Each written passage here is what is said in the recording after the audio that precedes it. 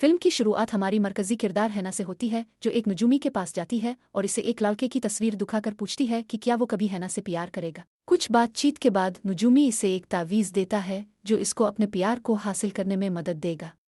हाना अपनी शुक्रगुजारी का इजहार करने की कोशिश करती है, लेकिन नजूमी कहता है कि इसकी कोई ज़रूरत नहीं। लेकिन हाना अपनी बुरी किस्मत की वजह से हमेशा की तरह सब बिगाड़ देती है।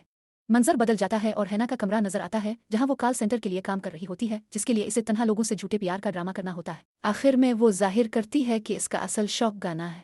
अगले ही मंजर में हैना एक बड़े स्टेज की तरफ जाती नजर आती है।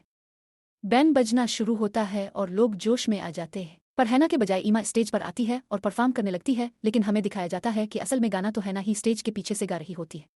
ईमा सिर्फ गाने का नाटक कर रही होती है। हुजूम में सांगजून को देखकर हाना इतनी पुरजोश हो जाती है कि वो प्लेटफॉर्म पर छलांग लगाती है, लेकिन गिर जाती है। परफॉर्मेंस को खराब होने से बचाने के लिए सांगजून लोगों का ध्यान बटाता है ताकि वो कुछ गड़बड़ महसूस न करे। इतने में हैना उठ जाती है और दोबारा गाना शुरू कर देती है और शो जारी रहता है। शो के बाद ईमा हैना को बुरा भला कहती है और इसे कहती है कि भूल कर भी दोबारा ऐसी गलती न करे जिसकी वजह से ईमा का राज खिल जाए कि वो गा नहीं सकती। फिर ईमा सांगजून के पास फ्लर्ट करने जाती है, लेकिन वो इसे ध्यान नहीं देता और हैना के पास जाता है। फिर इससे पूछता है कि वो ठीक तो है और इसी दौरान इसे हग करता है। अगले मंजर में हैना दुखी बैठी अपनी दोस्त के साथ शराब पी रही होती है। उनकी बातों से हमें पता चलता है कि हैना को सांगजून से प्यार है, लेकिन वो डरती है क्योंकि वो हमेशा प्यार में नाकाम रही है। इससे हैना को अपनी पहली मोहब्बत की याद आती है, जो हमेशा इसे इसके बढ़ते वजन की वजह से बुरा भला कहता था। वो जितनी भी कोशिश करती वजन कम ना कर पाती और वो इससे नाराज ही रहता था। आखिरकार वो इससे ब्रेकअप कर देता है क्योंकि अब इसे मोटी हैना पसंद नहीं रहती। उनके ब्रेकअप के बाद दिल शिकस्ता वो डाइट गोलियां ज्यादा खा लेती है और इसे अस्पताल ले जाया जाता है। डॉक्टर्स इसे उठाने की कोशिश करते हैं, लेकिन इसके वजन की वजह से हैना को खुद ही हिलना पड़ता है। इस रात इसे एहसास होता है कि वो मोहब्बत डाइटिंग में अच्छी नहीं है। हैना फिर एक लिबास का जिक्र करती है जो उसने एक दुकान में देखा था, लेकिन वो इसे पहनने के लिए खुद को बहुत मोटा और बदसूरत समझती है। लेकिन जीविंग मन और वो फैसला करते हैं कि सब दुख भलाकर खुशी से जिंदगी जिए। इसी खुशी में वो एक जैसे टैटू बनवाते हैं। हमें पस मंजर के गुलकारों की रिहर्सल पर ले जाया जाता है, जहां हाना ईमा के ग्रुप का हिस्सा है। वो खुशी से गाते हैं और वो और सांगजून मिलकर अपनी कारकर्दगी को दुरुस्त करते हैं, यहाँ तक कि वो स्टेज पर जाने के लिए तैयार हो जाते हैं, जो कामयाबी से खत्म होता है। परफॉर्मेंस के बाद सांगजून हाना को घर छोड़ता है। पहुंचने पर वो इसे बताती है कि वो किसी ऐसे शख्स से मिलने गई है जिससे वो मोहब्बत करती है और जाहिर करती है कि वो इसका वालिद है, जो ज़हनी तौर पर ठीक नहीं। सांगजून इसे अपनी सालगिरह पर आने की दावत देता है और फिर दोनों अपने अपने रास्ते चले जाते हैं। हाना फिर अपने वालिद से मिलने जाती है और इसे अपनी जिंदगी के बारे में फिर से बताती है क्योंकि इसे कुछ याद नहीं रहता। बाद में इसकी दोस्त इसे सांगजून की सालगिरह पर एक लिबास देती है। हैना वो सुर्ख लिबास पहनकर जाती है और लोगों के हुजूम से निकलकर सांगजून के करीब जा बैठती है। ताहम जब ईमा इसी लिबास में आती है तो वो शर्मिंदा महसूस करती है। ये शर्मिंदगी हाना को पार्टी छोड़ने पर मजबूर करती है। बाथरूम में सांगजून और ईमा के दरमियान झगड़ा हो जाता है क्योंकि इसे पता चलता है कि हैना को वो सुर्ख लिबास ईमा ने ही भिजवाया था। सांगजून ईमा से कहता है कि बेशक वो हैना को इस्तेमाल कर रहे हैं, लेकिन हैना को इस तरह तंग करना ठीक नहीं। लेकिन हैना पास ही एक स्टॉल में खड़ी ये सुन लेती है, जिस पर वो आंसुओं के साथ वेन्यू छोड़ देती है। घर पर हाना तमाम दरवाजे और खिड़कियां बंद कर देती है और दुनिया से मायूस होकर एक बड़ा फैसला करती है। मंजर इस तरफ मुंतकिल होता है कि वो एक सर्जिकल ऑपरेशन के बारे में डॉक्टर के साथ बात कर रही है, जो दरअसल इसके कॉल सेंटर क्लाइंट्स में से एक निकलता है। हाना इसे उनकी पिछली बातचीत के बारे में ब्लैकमेल करती है, यहाँ तक कि वो आखिरकार सर्जरी करने पर राजी हो जाता है। अपनी जिंदगी बदलने के लिए पुरज़्म वो हर तरह का फजूल खाना छोड़ देती है जो उसका वजन बढ़ा सके। अपनी सेहत याबी के दौरान जब वो वजन कम करने के लिए सख्त मेहनत करती है, सांगजून और ईमा के करियर कमजोर पड़ने लगते हैं। इसकी बदली हुई सूरत देखने के लिए सब बेताब हैं। सर्जरी के बाद वो बहुत खूबसूरत हो जाती है और अपना अक्स देखकर रोने लगती है। वो क्लिनिक से फरार हो जाती है, खुशी खुशी शहर की सैर करती है और आखिरकार इस लिबास पर वापस आती है जिसे वो पहले पसंद करती थी। वो इस लिबास को खरीद कर पहनती है तो बहुत अच्छा महसूस करती है। फिर वो एक मॉल में जाती है जहां वो सांगजून और ईमा को देखती है, जिनका इंडस्ट्री के दूसरे लोग मजाक बना रहे होते हैं क्योंकि अब हैना के ना होने की वजह से उनका कारोबार तबाह हो रहा है। इसी दौरान एक बाइक वाला उसके पास से गुजरता है और उसका प्यारा चेहरा देखकर अपनी बाइक का हादसा कर बैठता है। इस हादसे को देखते हुए सांगजून उनके करीब आ जाता है, लेकिन खुद को छुपाने के लिए हैना बाइक वाले का हेलमेट चुराकर पहन लेती है। वो सांगजून के पीछे एक कार डीलरशिप जाती है जहां पहली बार इसे अपनी तब्दीली के बाद तारीफें मिलती हैं, जिसकी वजह से वो गाड़ी खरीदती है। गाड़ी चिल्लाते हुए वो बेधियनी में दूसरी गाड़ी से टकरा जाती है।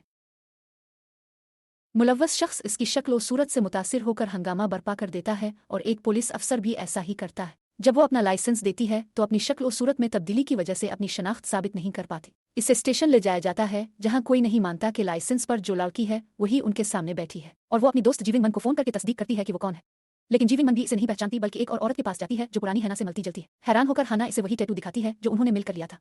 इस पर जीविंग मन इसे पहचान लेती है। इसी रात वो एक रेस्तोरां में इसे बताती है कि इसके जाने के बाद कैसे ईमा का काम तबाह हो गया है। हैना कहती है कि वो ईमा के लिए फिर से गाएगी, लेकिन जीविन मन इसे कहती है कि अब इसे अपने लिए ही गाना चाहिए। हम देखते हैं कि सांग जून हाना की जगह किसी और सिंगर की तलाश में ऑडिशन दे रहा है और जीविन मन हैना को वहां ले जाती है। अपने ऑडिशन के दौरान हाना सबको मुतासिर करती है और उन्हें अपना नाम जेनी बताती है।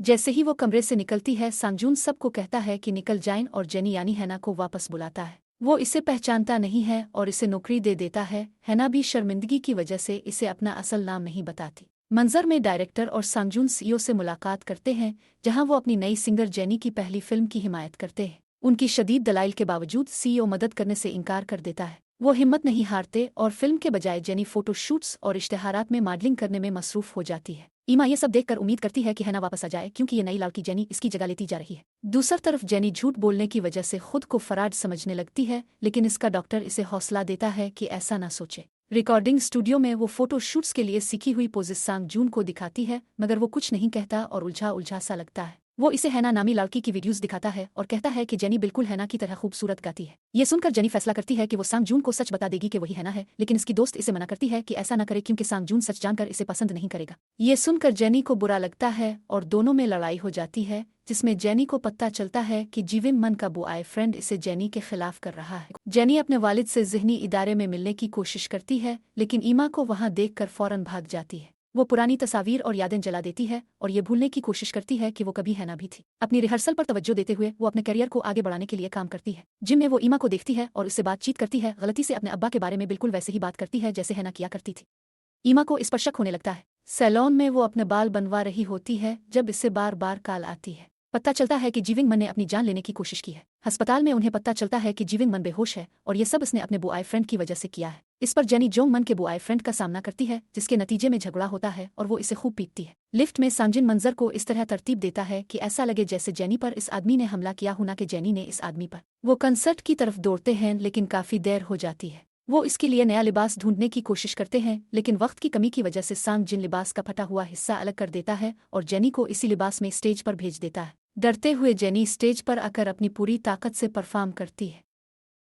इसकी शानदार परफॉर्मेंस और खूबसूरत आवाज़ से फैंस मुतासिर होते हैं। इस परफॉर्मेंस की कामयाबी के बाद जेनी और सांग जून खूब जश्न मनाते हैं और सांग जून जेनी के लिए अपने जज्बात को पहचानने लगता है। सांग जून इसे बोसा देने के लिए बढ़ता है, लेकिन जेनी को घबराया हुआ देखकर पीछे हो जाता है। जेनी घबराई हुई होती है, लेकिन फिर भी सांग जून से मोहब्बत का इजहार करना चाहती है।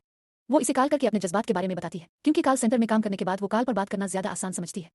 दोनों बातें करते करते सो जाते हैं। जब वो जागता है तो प्यार भरी नजरों से इसे देखता है, लेकिन इसी वक्त वो शीशे पर जेनी का बनाया हुआ निशान देखता है और चौंक जाता है। इसे एहसास होता है कि वो ये सब पहले भी देख चुका है। वो हैना के पुराने रिकॉर्ड्स देखता है तो उन्हें इसे वही निशान बना हुआ मिलता है जो जेनी ने शीशे पर बनाया था। वो हैना की वीडियोस देख रहा होता है तो जेनी उसके पास आती है, लेकिन वो इससे फासला रखता है। वो कंपनी की पार्टी पर जाते हैं, लेकिन जेनी अभी भी सांग जून के बदले हुए रवैये को समझने की कोशिश कर रही होती है कि ईमा इसके बाप को लेकर वहां आ जाती है। पकड़े जाने से बचने की कोशिश में जेनी एक्टिंग करती है कि वो इस आदमी को नहीं जानती। सांग जून इसे सच बताने को कहता है, लेकिन वो फिर भी नहीं मानती। जीविन मन इससे मायूस होकर उसके बाप को वहां से ले जाती है। पार्टी के बाद जेनी सांग जून के पास जाती है, लेकिन सांग जून इसे वहां से जाने को कहता है क्योंकि वो इससे अभी भी गुस्सा है। जेनी सांग जून के रवैये से दुखी होकर इसे सच बताती है कि हाँ, वो इस आदमी को जानती है क्योंकि वो इसका बाप था। वो इसे सब बताती है और कहती है कि हाँ, वो हैना ही है और जानती है कि सांग जून और ईमा इसे कैसे इस्तेमाल कर रहे थे। वो कहती है कि सांग जून एक बुरा आदमी है और उसने हैना का दिल तोड़ा था। अगले सीन में सीईओ और डायरेक्टर जेनी और हैना की एक साथ तस्वीर देखते हैं, जो किसी ने उन्हें ब्लैकमेल करने के लिए भेजी है। बाहर हुजूम शो के लिए जमा है और जेनी का इंतजार कर रहा है। सीईओ इससे कंसर्ट खत्म करने को कहता है क्योंकि जेनी यानी हैना को लोग देखना नहीं चाहेंगे। सांग जून कहता है कि वो कंसर्ट जारी रखेंगे, लेकिन हैना कहती है कि वो दोबारा ईमा की शेडो सिंगर बन जाएगी। शदीद बहस होती है और वो जेनी की बेइज्जती करते हैं, लेकिन सांग जून जेनी की हिमायत करता है और कहता है कि वो खुद गाएगी और ईमा के लिए दोबारा काम नहीं करेगी। जब वो वेन्यू में दाखिल होते हैं तो वो अपने दोस्त और वालिद को आते देखती है, जिस पर वो उनके पीछे बाथरूम की तरफ जाती है, जहां वो पिछली रात के बर्ताव के लिए मुआफ़ी मांगती है। जैसे ही कंसर्ट शुरू होता है, फैंस जेनी का नाम पुकारते हैं, ताहम आखिरी लम्हे में जेनी हिचकिचाती है और परफॉर्म नहीं करना चाहती। वो हुजूम की तालियों की आवाज़ सुनती है और सांगजून इसे यकीन दिलाता है कि इसे खुद पर काबू पाना है और किसी से नहीं डरना। जब रोशनी मध्यम होती है, जेनी स्टेज पर कदम रखती है और कंसर्ट शुरू होता है, लेकिन इसका दिल अभी भी भारी है और वो रोने लगती है। इसका वालिद इसे हिम्मत देने के लिए स्टेज के सामने डांस करता है, लेकिन सिक्योरिटी गार्ड्स इसे पकड़कर बाहर ले जाने लगते हैं तो जेनी चीख कर उन्हें रोक देती है। स्टेज पर वो सबको बताती है कि वो असल में हैना है और अब तक सबसे झूठ बोलती रही है। वो कहती है कि हैना से कोई प्यार नहीं करता था और सब इसे नीचा दिखाते थे क्योंकि वो खूबसूरत नहीं थी। इसलिए लोगों के रवैये से तंग आकर इसने प्लास्टिक सर्जरी करवाई और खुद को जेनी कहना शुरू कर दिया। वो सबसे पूछती है कि क्या अब वो इसे पसंद नहीं करेंगे क्योंकि उन्हें पता चल गया है कि वो असल में हैना है। इसके जवाब में हुजूम हैना के नाम के नारे लगाता है और इसे एहसास दिलाता है कि वो इसके साथ है। जेनी खुशी से जीविंग मन की तरफ देखती है जो खुद भी जेनी के लिए गाना शुरू कर देती है। वो गाना खत्म होने के बाद अपने वालिद को गिले लगाती है। कंसर्ट आतिशबाजी के साथ खत्म होता है। आखिर में पता चलता है कि जेनी अब अपने असल नाम हैना के साथ लोगों के लिए परफॉर्म करती है और अपने आप से शर्मिंदा नहीं है।